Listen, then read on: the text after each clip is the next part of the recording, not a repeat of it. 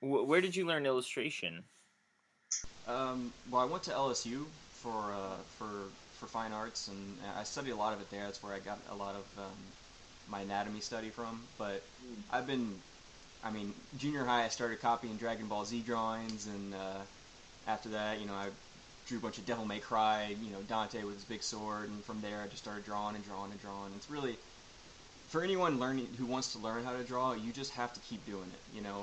You see these people, and they you, people look at him and like, oh, oh my God, you're so talented, and it's not how it works. You have to work at it, and you have to keep working at it. I know that I took a 3 month break after college, and I stopped drawing, and I lost a bit of progress. You have to keep at it. It's a learned skill, and it's a skill you have to keep at.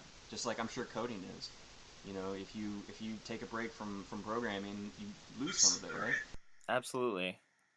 How frequently do you draw for fun? All the time. All the time. Most of what you see on my portfolio, which is at patrickbeavers.com or orphanhouse.com, most of that is for fun. And when I say fun, I mean I'm like adding to my portfolio, and I'm not being paid for it. Right on. It's still fun.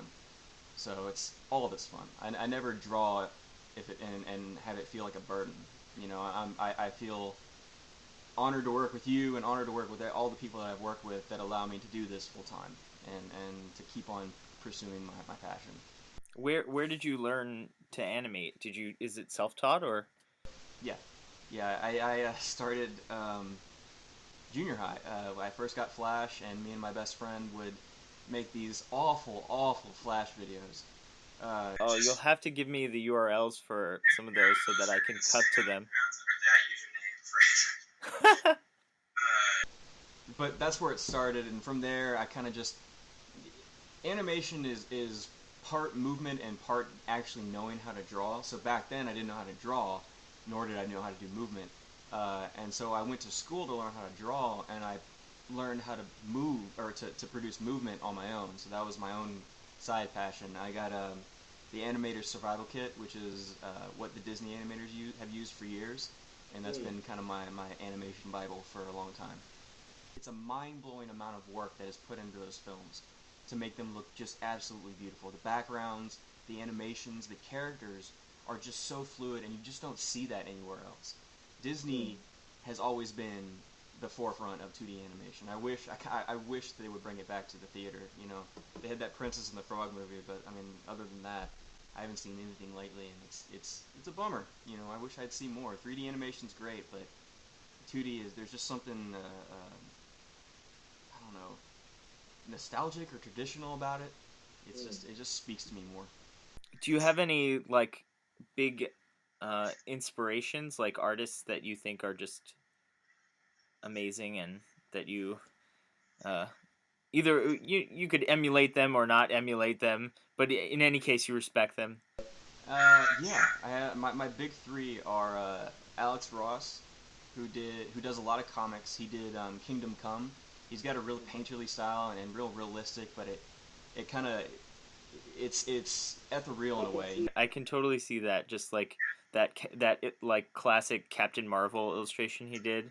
Yeah, exactly. Right up your alley. Yeah. Also, Tony Moore, who did the cover and the first volume of The Walking Dead. I really love Mm. his line work, and he's got a lot of grit that I like. No, nothing against Charlie Adler, who came later after Tony Moore left, but I keep Volume One of Walking Dead around because it's just such a great example. And then um, my last one is a little bit of a controversial one, but it's Egon Schiele, who is a German expressionist who studied under Gustav Klimt, and he was in jail for allegedly, what was it? Uh, let's say he'd be on the sexual predator list nowadays, but Ugh. Ooh. his work, he spent a lot of time in prison, and what he made in prison is amazing stuff. Mm. Not to speak to his character, but just his art. Yeah, no, naturally. I mean, like, Uh, like say Birth of a Nation is one of the foundational sort of works of film, especially editing. It kind of like defined the grammar of film editing, but it's a deeply problematic, racist movie. So, what can you do